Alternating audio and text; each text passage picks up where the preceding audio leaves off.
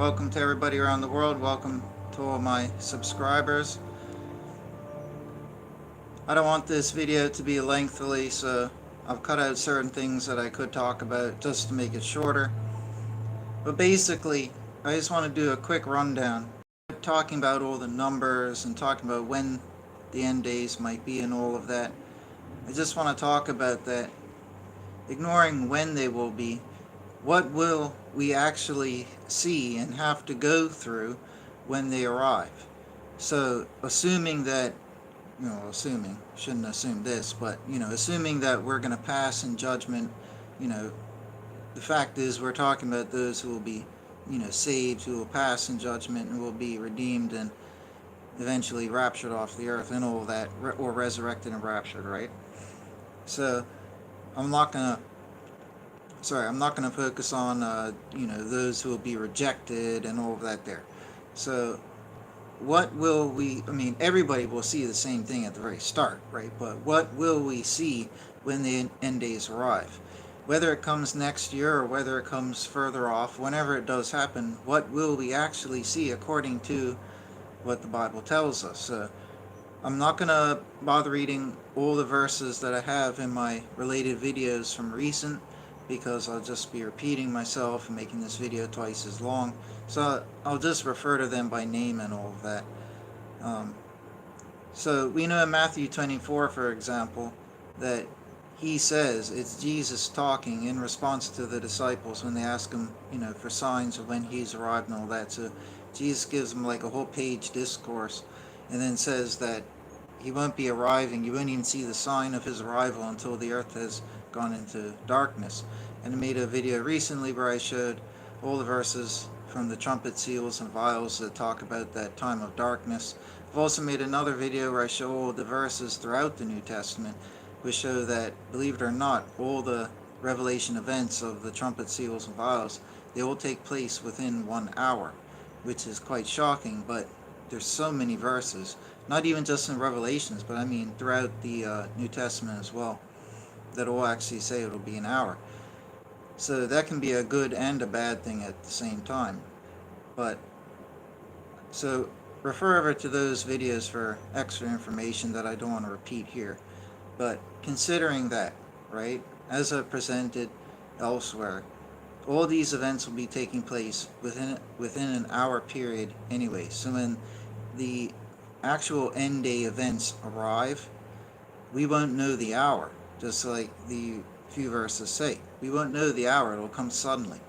I think even those who are watching for his arrival, even if we ended up getting the year or even the month correct, we will never, even the day, but we won't know the hour, right? Even those best prepared who have maybe insider knowledge from God and Jesus even won't know the hour, because it says that, right? So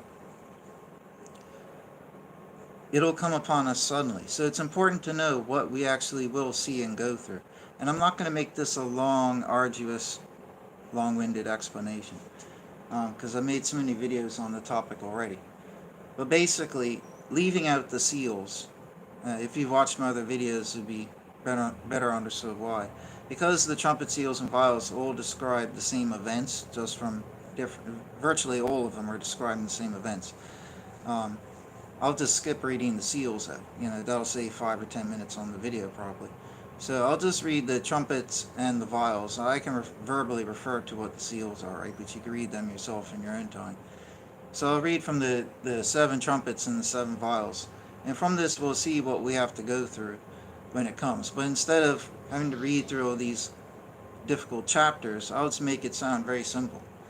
Okay, so the good and the bad, everybody will be subject to the following things when they arrive. And again, I cover this really well in my recent video from the other day. I can't remember the title offhand right now, but it was a very good video. I think it was about an hour long, maybe. A lot of verses in there. So the very first thing that we're going to see when it all transpires, right? And like I said, remember, even those who are best prepared and watching, we won't know when the hour will hit. It'll catch us by surprise, right? Even the best prepared. So when it does come suddenly, it's important to know, what's going to happen. So the very first sign is first trumpet, right? It says, "And the first messenger did sound, and there came hail and fire mingled with blood." And I think blood just refers to the color red. I don't think it's actual blood. That'd be a little weird, a little creepy, and a little supernatural, right? And when you examine it, the word for red and, if I'm not mistaken, blood and all these, they're of a similar root term in Hebrew. So maybe it's just an allusion to the color red. Like maybe the sky will be turning red. It'll look like blood. You know what I mean? With all the fire coming down, maybe it'll look like the sky is red and dripping or something. I don't know, right? But I don't believe it's actual blood. But nonetheless, right? The first messenger did sound, and there came hail and fire mingled with blood. I think this is like a shower of meteors, comets, whatever type of cosmic debris, asteroids, right? And it was cast to the land, and a third of the trees were burnt up, and all the green grass was burnt up. So this is the very first thing we're going to see. And if all these events are taking place in an hour, you know, one could arbitrarily say that all of these 7 core events will be taking place over about 8 minutes span each. And that's probably not how it's going to happen, but arbitrarily, right? It's a very small span of time, 1 hour. So the first thing we're going to see is essentially like a meteor shower that's going to be destructive and burn up 1/3 of the plant life and this and that there, right? And the second messenger did sound, and as it were, a great mountain with fire burning was cast into the sea, and a third of the sea became blood. Now I think this is a large meteor, so we won't just see a destructive meteor shower hit the Earth, which we've never witnessed in our known lifetimes or probably recent recorded history.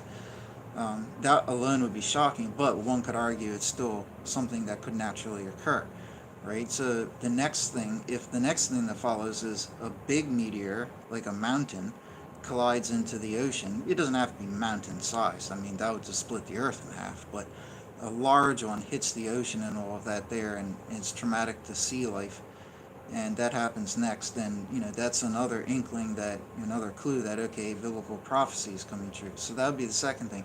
But at the same time as that cosmic meteor shower, we have the first vial being poured out, as I cover in one of my other Revelation videos, where I go through the trumpet, seals, and vials. I read each one and show you that most of them, or many of them, not all, but many of them match up. That's why I say that they just each describe the same. There's 7 events that are occurring, 7 phases or 7 unique things that are occurring, and they're being described through these 3 different perspectives: trumpets, seals, and vials, right?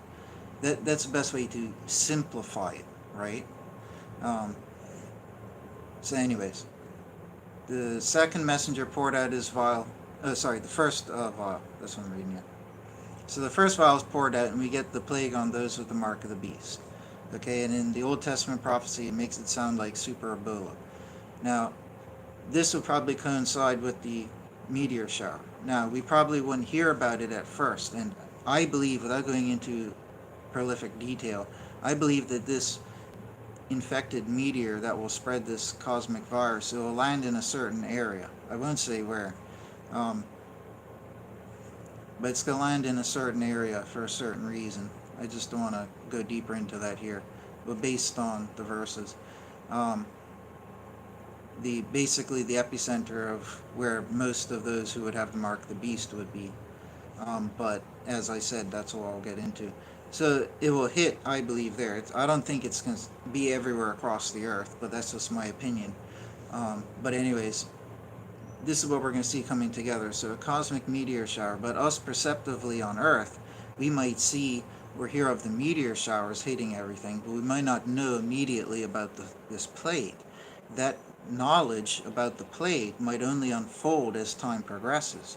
And to each their own. We're only talking about a 1 hour span when all these events are going to be transpiring over. It crescendos up.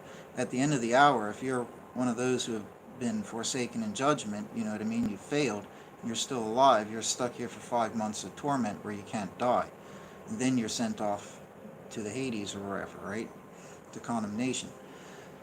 To each their own. So we'll have that 1 hour period, right? So who knows how long? I mean, waiting half an hour to hear something on the news is totally expectable. right? So even when the meteor showers are hitting, and if we're, comfy on our couch watching the TV and we just hear about it, oh, there's destructive meteor showers going on everywhere, and oh, this giant meteor hit down. It might be half an hour or so before you hear about a plague having broken out. You know what I mean? And we don't know how much technological destruction will have happened by that point due to the meteor showers. Maybe the satellites will be knocked out, so maybe we won't have internet, so news will be delayed. So maybe everybody will find out about these things to each their own in their own time as everything crescendos. But that will be the first thing.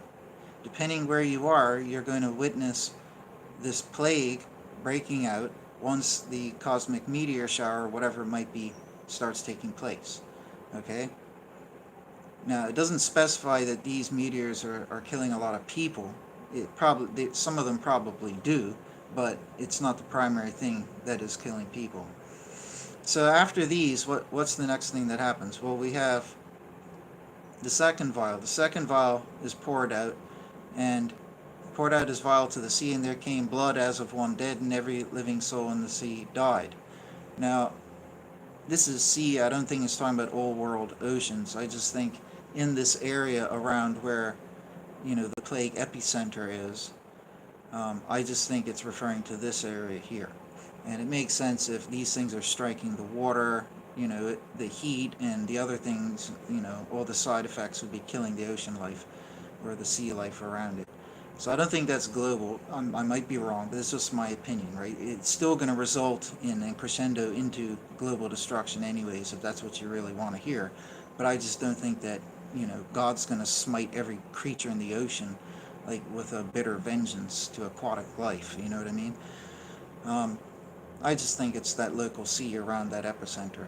But anyways, so that's the second vial, right? And the second trumpet sounds in verse 8 from Revelation 8. And as it were, a great mountain with fire burning was cast into the sea, and a third of the sea became blood.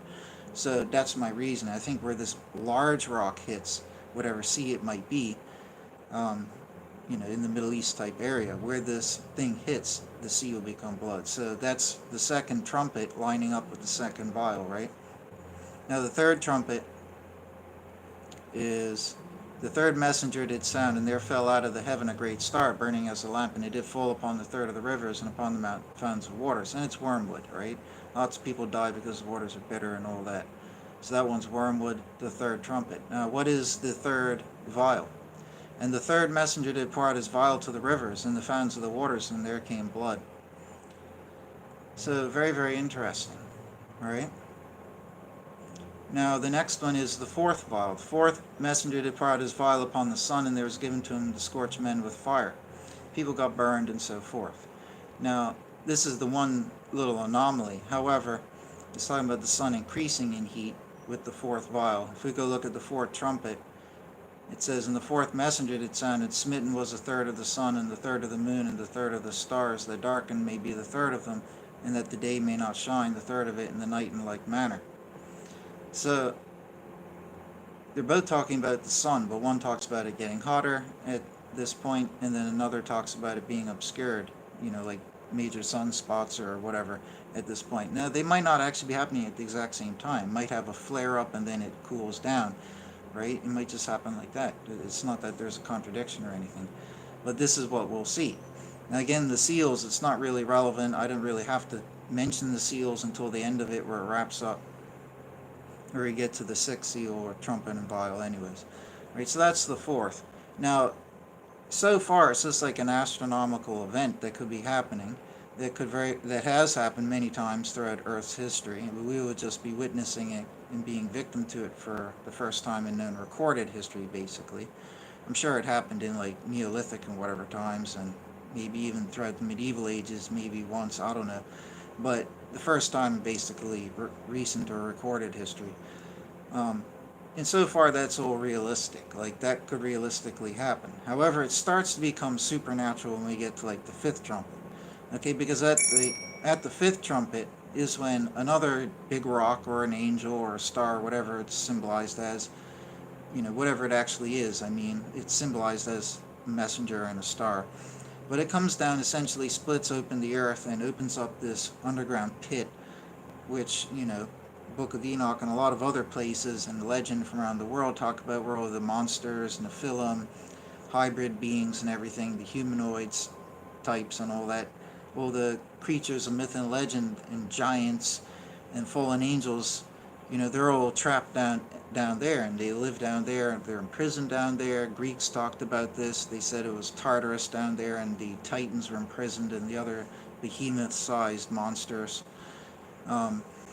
So essentially, Revelation says that it will be cracked open. These creatures, certain types of creatures or whatever, will come out. That's the fifth trumpet, and the fifth trumpet makes everything go into darkness, right? So, and his kingdom did become darkened, and they were gnawing their tongues from the pain.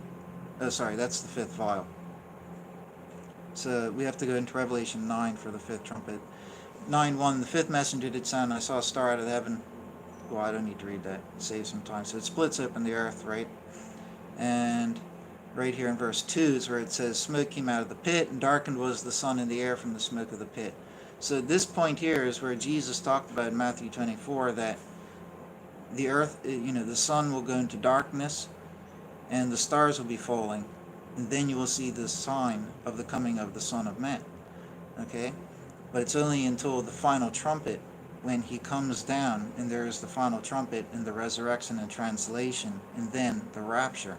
We have to wait till the final trumpet, right? So it starts to become paranormal with there's arguments you could say, oh, it's not that paranormal to believe that, there could be these creatures and beings which we would call mythical, living in an underground, cavernous world or something. It could be illuminated by bioluminescent fungi or algae or something like that there, right? But whatever, right? It's not super far out, but let's just say, it's somewhat supernatural, right? Now that's the fifth trumpet. Now, the fifth vial, it says, and the fifth messenger did pour out his vial upon the throne of the beast, and his kingdom did become darkened, and they were gnawing their tongues from the pain. So we see this is lining up here, right? Now, the sixth seal, I wouldn't bother reading any of the seals to save some time. The sixth seal is where it goes into darkness. So that's where the seals line up with these other ones, right? So it's at this point here, and at this point, the stars have been falling to the earth, this cosmic shower of whatever it might be, meteors, asteroids, comets, debris, or whatever. Those things will have been fulfilled. However, Jesus will be coming at the seventh trumpet, right? So we have more to go. This is the fifth trumpet. The sixth trumpet, save some time, save some reading. The Euphrates River is dried up. The fallen angels are released. We can see this in Revelation 16:12 about the vials, and in Revelation 9, verse, wherever it is. I'm trying to save. Here we go. Verse 13, the sixth messenger did sound. So these fallen angels, it says, have been prepared for the hour to kill 1/3 of mankind. So that's another testimony to the fact that this is taking place in a 1-hour period. And it could be that all these initiatory events, trumpet, seals, vials, and all that, are taking place quite rapidly. And that could very well be the case within this 1-hour period. But in either case, when specifically when the fallen angels are released from their underground Euphrates region, that marks the sixth trumpet, okay? And they will go off to kill 1/3 of mankind. Now, in Revelation 16:12, and the sixth messenger did pour out his vial upon the great river Euphrates, and dried up was his water, that the way of the kings who are from the rising of the sun may be made ready. And then all these demons go forth doing signs to deceive people and so forth, and gather them together for the great day of battle with God the Almighty, right? It's essentially what it says. So everything's ramping up here and crescendoing, like I said earlier, right? The supernatural is becoming more evident. Until before this point here, with the pit being opened, it was more astronomical. Now it's becoming supernatural, right? So to speak. Now, we're up to the point of the sixth, right? The seventh is the end, right? So the seventh messenger, with the seventh of each, we see a trumpeting sound, we see voices, thunders, lightnings in the heaven, fire and great hail coming down. So to save some time, each of the seven, so the seventh trumpet, seventh seal, seventh vial, all say the same thing with those 5 criteria points.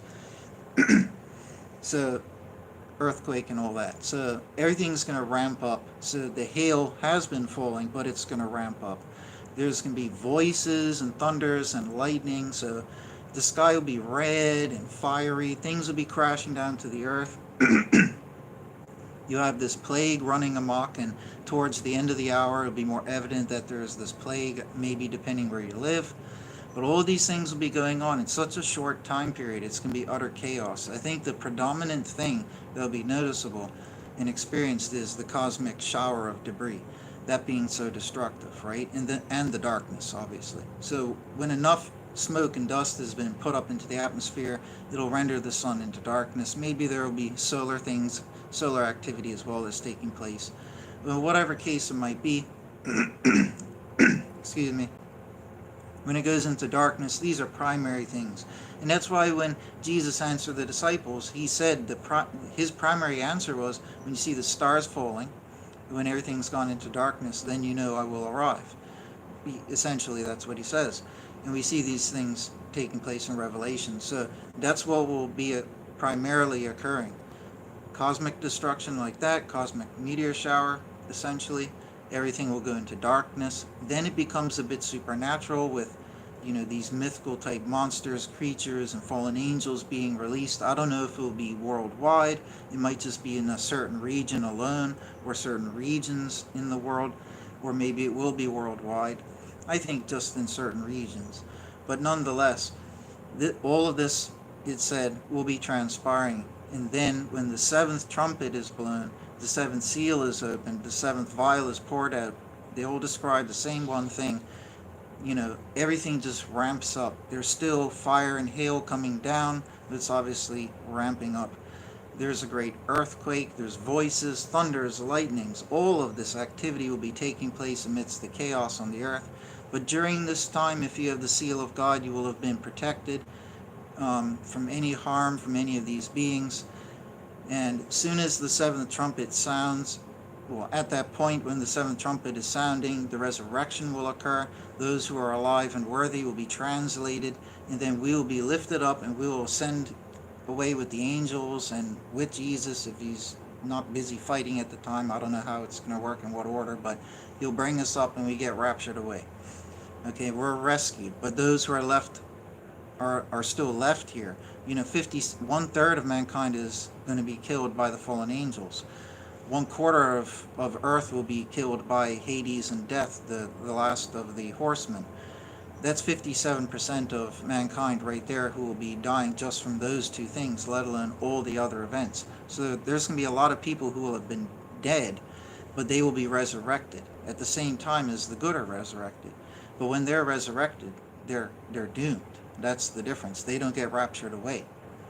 So they get stuck here. And those who are still alive, and haven't died yet, they're stuck here. So when everybody else is raptured away, everybody else remaining is stuck here. And they're stuck here for 5 months of torment, and they won't be able to die. It's possible, I theorize, maybe that this cosmic plague will mutate the DNA so that people will heal to some extent and you won't be able to die. And yet it will proliferate some like super Ebola, zombie-like effects nonetheless, but you won't be able to die, which kind of is like what zombies are, strangely anyways. I just realized, like the undead, they're dead but they are living. So it could possibly be, and that might be why, it would at least give a biological reason as to why all these people won't be able to die for 5 months, right? But at the end of the 5 months, God will stop that torment, and then, that's another story for another time. They're sentenced and sent wherever, right? So that's what we're going to see. And just a quick recap. This hour is going to come out of nowhere, and the first thing we're going to see is a cosmic meteor shower hitting the Earth. That's what we're going to either see directly or see on the news at some point. Once we hear about this or see it, we have to know and actually know when it started, because if it was almost an hour ago, then the seventh trumpet might blare and you're out of time, right? But we're going to see the cosmic meteor shower hit first, then a large meteor or whatever it is, comet or something, hit the Earth. Okay, major destruction in some area, then a plague breaking out. Okay, and then a lot of similar events are going to be taking place. The sun will get hot, it will cool down, but then the major event is the darkness. Okay, so a cosmic meteor shower and a plague, and then darkness. The darkness, I think, would probably be worldwide, right? Whereas the plague may be more localized to certain areas, and the cosmic meteor shower might be worldwide as well, I would imagine. So all of these things will be transpiring. Those are the major events. Once the world goes into darkness, I hate to say it, but you better hope you have the seal of God, because that's when all the creatures and things are released. And only if you lack the seal of God, only those people can be harmed. If you have the seal of God, you cannot be harmed by them. And at this point here, it has, at some point along this line, because the sixth seal is the darkness. So before that, you have the first four seals, which are the four horsemen, and then you have the fifth seal, which is just a momentary pause. So just to generalize it, if we know the darkness is the time of the sixth seal, then at some point logically before that, the four horsemen arrived with the opening of the first four seals. This is logic. The first four occur before the sixth, right? So without fussing over exactly when they arrive, because I believe the white horseman is Jesus. Without fussing over all that more petty stuff right here, it's safe to say that he will have arrived, like he's arriving with the cosmic army around the time the earth goes into darkness. So at the time of the greatest need, he is arriving, and then his words would have been fulfilled. The stars have been falling, and the world is in darkness. And he said at that point we will see the sign of the Son of Man coming in the sky. And then at that point there, we just have the sixth trumpet, and the sixth vial to pour out, because the sixth seal is already active, the darkness, and then bam, the seventh. So that just might be a matter of minutes. We'll see the sign of Jesus with the armies approaching in the heavens, and then once they're here, and he comes down to the earth, across the earth, however it works, he sends out all his armies, and this will happen like lightning. And if you're sealed, you're going to be gathered, you're going to be taken away, and you'll be translated, and be taken away. The resurrection will be occurring. So all this can be happening in a very short period of time. So anyways, that's just the quick video for today, going through some of the verses. It's very, very interesting. And refer to my other Revelation videos that I've made, because they're all relevant, and they all have all the other verses which back everything up. So anyways, folks, I really hope that it does happen next year. It would be nice to have some more years on this earth, probably, but it would also be nice to be able to go to a place, even if it's back here, but be able to go to a place where everybody will have a better life, will be more righteously inclined.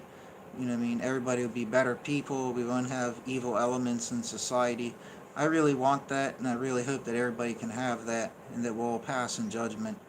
So we all got to reform. Go read Revelations 2 and 3, where Jesus gives his edicts and commands to the end days churches.